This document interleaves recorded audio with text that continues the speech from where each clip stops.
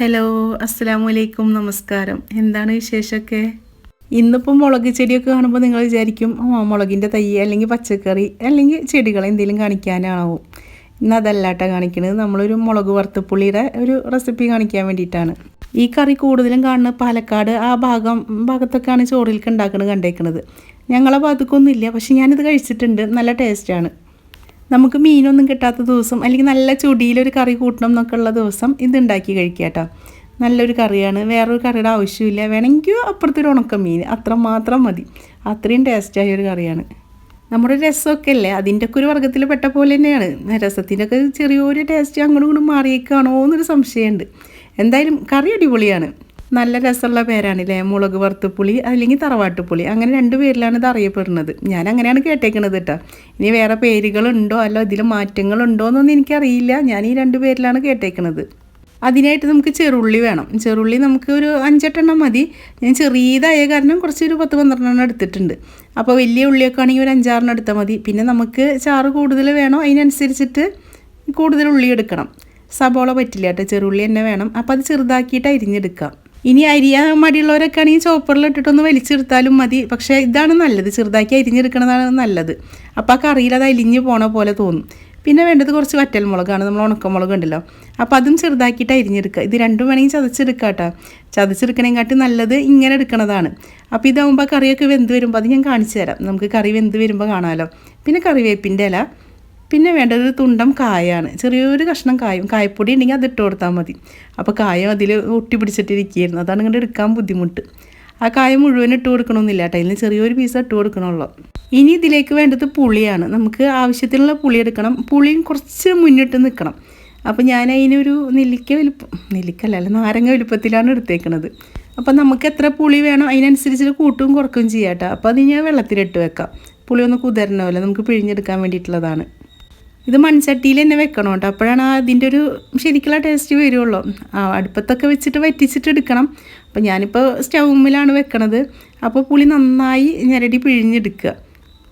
പുളി നിങ്ങൾ അരിച്ചെടുക്കണവരാണെങ്കിൽ അങ്ങനെ എടുത്തോളൂ കേട്ടോ. ഇത് ഇവിടുന്ന് ഉണക്കി കുരുക്കെ കളഞ്ഞ് വെച്ച പുളിയാണ്. അപ്പോൾ അതിൻ്റെ ഉള്ളിൽ വേറെ ഒന്നുമില്ല. അപ്പോൾ അത് കാരണം തന്നെയാണ് പിഴിഞ്ഞിട്ട് അങ്ങനെ നേരെ ഒഴിക്കണത്. അപ്പോൾ പുളി നന്നായി പിഴിഞ്ഞിട്ട് ചട്ടിയിലേക്ക് ഒഴിച്ചു കൊടുക്കുക. ഈ സമയത്ത് നമുക്ക് എത്ര ഗ്രേവി വേണം അതിനനുസരിച്ചിട്ട് ഒഴിച്ചു കൊടുക്കട്ടെ. ഞാൻ കുറച്ച് കുറുകിയ പോലെയാണ് ഉണ്ടാക്കുന്നത്. വെള്ളം പോലെ ഉണ്ടാക്കുക, കുറുകിയിട്ടും ഉണ്ടാക്കാം. അപ്പോൾ ഞാൻ കുറച്ച് കുറുകിയിട്ടാണ് ഉണ്ടാക്കുന്നത്. അപ്പോൾ ഞാൻ കുറച്ച് പുളിയാണ് പിഴിഞ്ഞൊഴിച്ചിട്ടുള്ളൂ. നിങ്ങൾക്ക് വെള്ളം വേണമെങ്കിൽ കുറച്ചും കൂടി വെള്ളം ഒഴിച്ച് കൊടുക്കുക കേട്ടോ. എൻ്റെ വീഡിയോ ആദ്യമായിട്ട് കാണുന്നവരാണെങ്കിൽ, നിങ്ങൾക്ക് എൻ്റെ വീഡിയോ ഇഷ്ടപ്പെടുകയാണെങ്കിൽ, സബ്സ്ക്രൈബ് ചെയ്യാതെ കാണുന്നവരാണെങ്കിൽ ഒന്ന് സബ്സ്ക്രൈബ് ചെയ്യൂ കേട്ടോ. അതുപോലെ ബെല്ലൈക്കൺ ഒന്ന് ഓണാക്കി വെക്കുക. ഓണാക്കി വെച്ചാലല്ലേ ഞാൻ പുതിയ വീഡിയോസൊക്കെ ഇടുമ്പോൾ നിങ്ങൾക്ക് നോട്ടിഫിക്കേഷനായിട്ട് വരുള്ളൂ. അപ്പോൾ ലൈക്ക് ചെയ്യുക, ഷെയർ ചെയ്യുക, കമൻറ്റ് ചെയ്യുക. ഇനി ആ പുളിവെള്ളത്തിലേക്ക് നമ്മൾ ഇട്ട് കൊടുത്തേക്കുന്നത് മഞ്ഞൾപ്പൊടിയാണ്. മഞ്ഞൾപ്പൊടി ആവശ്യത്തിനുള്ള മഞ്ഞൾപ്പൊടി ഇട്ട് കൊടുക്കുക കേട്ടോ. പിന്നെ വേണ്ടത് ഉപ്പാണ്. അപ്പോൾ കുറച്ച് ചേരുവകൾ മതി, എന്നാൽ അടിപൊളിയാണ്. വേറൊരു കറിയുടെ ആവശ്യമില്ല. ഇനി മൺചട്ടി ഇല്ലാത്തവരൊന്നും വിഷമിക്കേണ്ട കേട്ടോ. നമുക്ക് ചീൻചട്ടിയിൽ ഏത് ചട്ടിയിലാണെങ്കിലും വെക്കാം. പക്ഷേ ഇതിൽ വെക്കുമ്പോൾ ഒന്നും കൂടി ആ നാടൻ രുചി കിട്ടും. അതുകൊണ്ടാണ് ഞാൻ ഇങ്ങനെ പറഞ്ഞത്. നിങ്ങൾക്ക് ഉള്ള ഏതാ പാത്രം അതിൽ വെച്ചുണ്ടാക്കാം കേട്ടോ. ഇനി ഇതൊന്ന് തിളച്ച് വരട്ടെ. ഇത് പെട്ടെന്ന് തിളച്ച് വരും, കുറച്ചല്ലേ നമ്മൾ വെച്ചിട്ടുള്ളൂ. അപ്പോൾ അത് തിളച്ച് വരുന്നുണ്ട്. ഞാൻ അറിയാതെ ചട്ടി പിടിക്കാൻ പോയി, ഒന്ന് ചെറുതായി കഴിയും പുള്ളി. അപ്പോൾ തിളച്ച് വന്നിട്ടുണ്ട്. ഇനി നമുക്കൊന്ന് നന്നായി ഇളക്കി കൊടുക്കാം.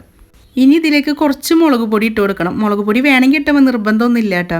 ഞാൻ വേറെ കറിയൊന്നും ഉണ്ടാക്കണില്ല. അപ്പോൾ അത് കാരണം കുറച്ച് മുളക് പൊടി ഇട്ട് കൊടുക്കണം. ഒന്നും കൂടി എരിവായിട്ട് ഇരുന്നോട്ടെ എന്ന് വിചാരിച്ചിട്ട്. നമുക്ക് എരിവിന് ആവശ്യമുണ്ടെങ്കിൽ മാത്രം ഇട്ട് കൊടുത്താൽ നമ്മൾ ഉണക്കമുളക് ഇട്ട് കൊടുക്കുന്നുണ്ട്. ഉണക്കമുളകിൻ്റെ എരിവ് മാത്രം മതിയെങ്കിൽ അത് മതി. ഇനി നമുക്കത് മാറ്റി വെക്കാം. അപ്പുറത്ത് കിടന്ന് തിളക്കട്ടെ ഒന്നും കൂടി. അപ്പോഴത്തേനും നമുക്ക് അതിലേക്ക് വറവിടാണ്ടല്ലോ. അപ്പോൾ അത് വറുത്തെടുക്കാം. അത് കിടന്ന് തിളക്കണം കേട്ടോ, നിർത്തി വെക്കരുത്. ഞാനതപ്പോൾ മാറ്റി വെച്ചതാണ്. നമുക്ക് ചില ദിവസങ്ങളിൽ ഉച്ചയ്ക്ക് വെച്ച കറിയൊന്നും രാത്രിയിലേക്ക് ഉണ്ടാവില്ലല്ലോ. ആ സമയത്ത് ഉണ്ടാക്കിയെടുക്കുക. അല്ലെങ്കിൽ രണ്ടാമതൊരു കറി വേണമെങ്കിലും ഇത് ഉണ്ടാക്കിയെടുക്കുക, നല്ലതാണ്. രണ്ടാമത് കറിയുടെ ആവശ്യമില്ല, ഒറ്റ കറിയായിട്ട് തന്നെ ഇത് കൂട്ടാം. അത്രയും ടേസ്റ്റാണ്. ഇനി വെളിച്ചെണ്ണ ഒഴിച്ചു കൊടുക്കണം. വെളിച്ചെണ്ണ കുറച്ചധികം ഒഴിച്ചു കൊടുക്കണം കേട്ടോ. കുറച്ചധികം എന്ന് പറഞ്ഞാൽ കുറേ ഒഴിക്കേണ്ട, എന്നാലും നമ്മൾ സാധാരണ ഒഴിക്കണേക്കാട്ടും കുറച്ചും കൂടി കൂടുതൽ ഒഴിച്ചു കൊടുക്കണം. എന്നിട്ട് ചെറുള്ളി അതിലേക്ക് ഇട്ട് കൊടുക്കുക. ചെറുള്ളി ഒന്ന് വഴണ്ടി വന്നോട്ടെ. ഇനിയിപ്പോൾ ഇത് രണ്ട് രീതിയിൽ ഉണ്ടാക്കാം കേട്ടോ. നമുക്ക് ഇതേപോലെ ഉണ്ടാക്കിയിട്ട് ഇതിലേക്ക് പുളിവെള്ളം ഒഴിച്ചു കൊടുക്കുകയും ചെയ്യാം, അല്ലെങ്കിൽ ഈ പുളിവെള്ളത്തിലേക്ക് ഇത് ഇട്ട് കൊടുക്കുകയും ചെയ്യാം. അതൊക്കെ നമ്മുടെ സൗകര്യം പോലെ ഉണ്ടാക്കുക. പക്ഷേ ഇതാണ് ഒന്നും കൂടി ടേസ്റ്റ് ആയിട്ട് തോന്നിയേക്കുന്നത്. അപ്പോൾ അത് കാരണമാണ് ഞാൻ ഇങ്ങനെ ഉണ്ടാക്കുന്നത്. ഏത് രീതിക്കായാലും നമുക്ക് പെട്ടെന്ന് ഉണ്ടാക്കിയെടുക്കാൻ പറ്റിയൊരു കറിയാണല്ലോ. ഇപ്പോൾ ഉള്ളിയൊക്കെ വെളിച്ചെണ്ണയിൽ ആ മൂത്ത് വരുന്നൊരു മണം, നല്ല മണമാണല്ലേ. എനിക്ക് ഭയങ്കര ഇഷ്ടമാണ് ആ മണം. ഇപ്പോൾ നന്നായിട്ട് ആയി വരുന്നുണ്ട്. നമുക്ക് നന്നായി മുരിഞ്ഞ് വരുമൊന്നും വേണ്ട. നമ്മൾ ഉപ്പേരിയൊക്കെ ഉണ്ടാക്കുമ്പോൾ നന്നായി മുരിപ്പിച്ചെടുക്കുമല്ലോ, അതേപോലെ ഒന്നും ആവണ്ട, ഒന്ന് നന്നായി വാടി വന്നാൽ മതി. ഈ കറിക്ക് അവകാശികൾ പാലക്കാട്ടുകാരാണ് കേട്ടോ. പാലക്കാടാണ് ഇത് കൂടുതലായിട്ട് ഉണ്ടാക്കാമെന്ന് പറഞ്ഞ് കേട്ടേക്കുന്നത്. ഞാൻ കഴിച്ചേക്കുന്നതും ആ ഭാഗത്തു നിന്നാണ്. ഞങ്ങളവിടേക്കൊന്നും മുളക് വറുത്ത് പുളി ഇല്ല. ഞങ്ങൾക്ക് മോരുകറി അല്ലെങ്കിൽ രസം അങ്ങനെയൊക്കെയാണ് പെട്ടെന്ന് ഉണ്ടാക്കുന്ന കറികളുള്ളത്. മോര് വെറുതെ കാച്ചൂലോ അത്, അല്ലെങ്കിൽ പരിപ്പ് കുത്തി കാച്ചിയത്. അപ്പോൾ ഇതൊക്കെ ഞാൻ ഇവിടെ നിന്നാണ് കണ്ടേക്കണത്. അപ്പോൾ നിങ്ങളെ നാട്ടിലേക്കൊക്കെ ഇതുണ്ടോ, അല്ലെങ്കിൽ ഇതിനെന്താ പേര് പറയുക, അങ്ങനെ അറിയണവരൊക്കെ ആണെങ്കിൽ ഒന്ന് കമൻറ്റിൽ പറയണം കേട്ടോ. നിങ്ങളെല്ലാവരും കമൻറ്റ് ഞാൻ നോക്കാറുണ്ട്. അപ്പോൾ അത് കാരണം കമൻറ്റിൽ പറഞ്ഞാൽ എനിക്കറിയാമല്ലോ നിങ്ങളവിടെ ഇതിനെന്താ പറയുക എന്നുള്ളത്. അപ്പോൾ ഉള്ളിയൊക്കെ ഒരു വിധമായി വന്നിട്ടുണ്ട്. ഇനി നമുക്ക് ഉണക്കമുളക് ഇട്ട് കൊടുക്കാം. ഇനി വേപ്പിൻ്റെ ഇല ഇട്ട് കൊടുക്കുക, കറിവേപ്പിൻ്റെ ഇലയും കൂടി അതിൻ്റെ കൂടെ ഇട്ട് കൊടുക്കാം. അപ്പോൾ ഇത്ര ചേരുവകളെ വേണ്ടുള്ളൂ, പെട്ടെന്ന് ഉണ്ടാക്കിയെടുക്കാമല്ലോ. അപ്പോൾ ഉണ്ടാക്കാത്തവരൊക്കെ ആണെങ്കിൽ ഒന്ന് ഉണ്ടാക്കി നോക്കുക, എന്നിട്ട് ഇഷ്ടപ്പെട്ടാലോ ഒന്ന് കമൻറ്റിൽ പറയൂ കേട്ടോ. ഇനി ഉള്ളിയും മുളകും പിന്നെ കറിവേപ്പിൻ്റെ ഇല എല്ലാം കൂടിയിട്ട് ഒന്നും മുരിഞ്ഞ് വരണം. അത് നന്നായി കളർ മാറി വരുമൊന്നും വേണ്ട, എന്നാലും ഒരു വിധം മാറി വരിക തന്നെ വേണം. അപ്പോൾ ഒന്ന് നന്നായി ഇളക്കി കൊടുക്കുക. ഈ ഒരു സമയത്ത് നമ്മളത് നന്നായി ഇളക്കി കൊടുക്കുക തന്നെ വേണം, അല്ലെങ്കിൽ അത് കരിഞ്ഞു പോകും, പെട്ടെന്ന് കരിഞ്ഞു പോകും. മുളകൊക്കെ കരിയണതാണല്ലോ. ഇനിയിപ്പോൾ ഇത് ഉണ്ടാക്കാൻ ബുദ്ധിമുട്ടുള്ളവരൊക്കെ ആണെങ്കിൽ ഉള്ളിയും മുളകൊക്കെ കൂടിയിട്ട് ഒന്ന് ചതച്ചെടുത്തിട്ടായാലും നമുക്ക് വേഗം ഉണ്ടാക്കിയെടുക്കാം. അപ്പോൾ ഒരു പ്രാവശ്യമൊക്കെ ഒന്ന് ഉണ്ടാക്കി നോക്കി നോക്കൂ കേട്ടോ. ഇത് വേണ്ടത് എങ്ങനെയാണെന്നറിയോ, നമ്മൾ കഴിക്കേണ്ടത് എങ്ങനെയാണെന്നറിയോ, നല്ല ചൂട് ചോറിൽ കുഴിച്ചിട്ട് വേണം കഴിക്കണമെങ്കിൽ. ഇതിൻ്റെ പുളിയും ആ ചോറിൻ്റെ ചൂടും എല്ലാം കൂടി ആകുമ്പോൾ പറഞ്ഞറിയിക്കാൻ പറ്റാത്ത രുചിയാണ്. അപ്പോൾ അതിലേക്കുള്ള താളിപ്പൊക്കെ റെഡി ആയിട്ടുണ്ട്. ഇനി നമുക്കത് ഒഴിച്ചു കൊടുക്കാം. ഇപ്പോൾ കണ്ടില്ലേ, പെട്ടെന്നായില്ലേ കറി. നമുക്ക് ആ ഉള്ളി അരിയണ ഒരു സമയം മാത്രമല്ലേ വേണ്ടുള്ളൂ. ഇനി ഒന്ന് കുറച്ച് നേരം കൂടി ഒന്ന് തിളച്ച് വരണം, ഒന്ന് കുറുകി വരണം. ഈ ഉള്ളിയൊക്കെ അതിൽ കിടന്നിട്ട് ഒന്ന് വെന്തിട്ട് ഒന്ന് കുറുകി വരണം. ഇതിലേക്ക് ചിലവരൊക്കെ കുറച്ച് സാമ്പാർ പൊടിയൊക്കെ ഇടുന്ന കണ്ടിട്ടുണ്ട്. എനിക്ക് സാമ്പാർ പൊടിയൊക്കെ ഇടുന്നതിനെക്കാട്ടി ഇഷ്ടമായത് ഇങ്ങനെ വെക്കുമ്പോഴാണ്. അപ്പോൾ നിങ്ങൾക്ക് അങ്ങനെ ഇഷ്ടമാണെങ്കിൽ ഒരു 1/2 സ്പൂണൊക്കെ സാമ്പാർ പൊടി ഇട്ടോളൂ കേട്ടോ. നമ്മൾ ആദ്യം മഞ്ഞൾപ്പൊടി മുളക് പൊടിയൊക്കെ ഇട്ടിട്ട് തിളപ്പിക്കണ ആ സമയത്ത് അല്ലെങ്കിൽ 1 സ്പൂണ് സാമ്പാർ പൊടി ഇടാം. ഇതിങ്ങ് തിളക്കണ സമയത്ത് നമുക്ക് ആ കയ്യിൽ വെച്ചിട്ട് ഒന്ന് ആ ഉള്ളിയൊക്കെ ഒന്ന് ഉടച്ചു കൊടുക്കാം.